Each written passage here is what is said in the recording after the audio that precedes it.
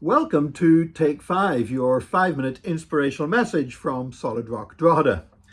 I'm Nick Park, and I pastor a church of people from so many different nations. And when people come from other countries to our church, they often ask me, have I visited their country? And usually I have. Sometimes I've been to their own churches where they come from and preached in their churches.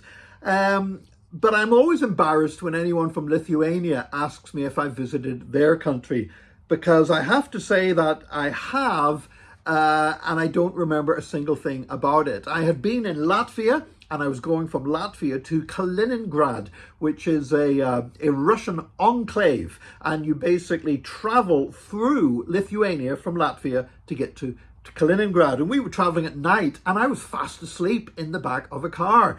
And so when we finally got to our destination, I slept through the first border crossing. And when we got to the border crossing between Lithuania and Kaliningrad, the car basically pulled up in front of this bridge. They said, there you are, you cross the bridge and somebody will meet you on the other side. And I got out in the dark and wandered with a suitcase in my hand across this bridge in the middle of the night and found I was in Russia and the people were waiting for me, thank God. But I have to admit, when they asked me, have you been to Lithuania? I says, yes, but I don't remember anything about it because I was asleep the whole time. However, I do hope I can get to Lithuania. And there's a few places I want to visit, but one place I would love to visit is called the Hill of Crosses. And it's in northern Lithuania. It's about 220 kilometers northwest of the capital, Vilnius. And there's loads of crosses that people plant on a hill. And local people say it began centuries ago with people sticking crosses in the ground on the side of an old wooden castle that was there to remind other people to pray for the sick. And then over the years, in the 19th century, it became a place to remember soldiers who had died in uprising against Russia. Russia, of course, then run by the Tsars, long before the Soviet Revolution. And there were soldiers who died in two uprisings against Russia, Lithuanian soldiers.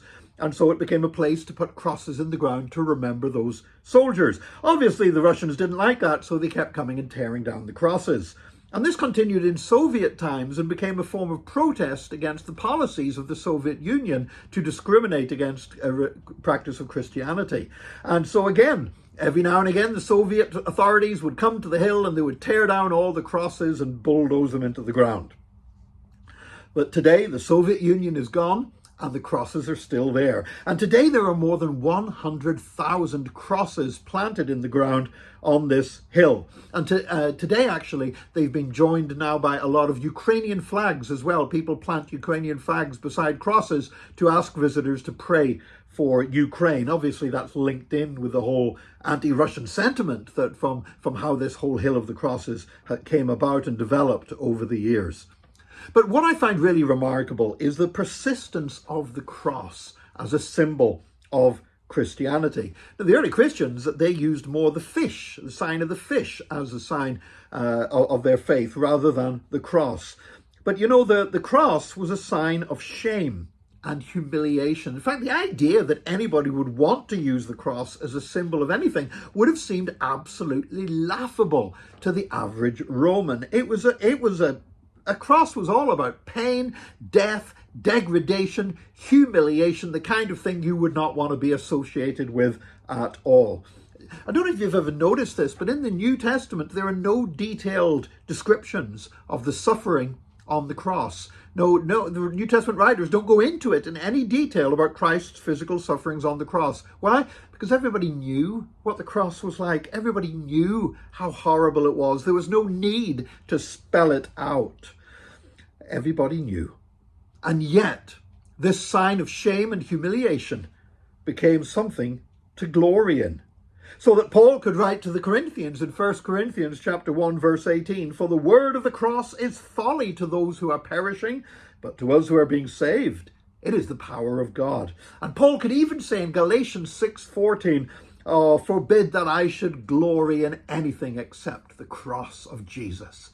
The idea that anyone would glory or boast in the cross was unthinkable to an educated Roman, and yet it happened in the church.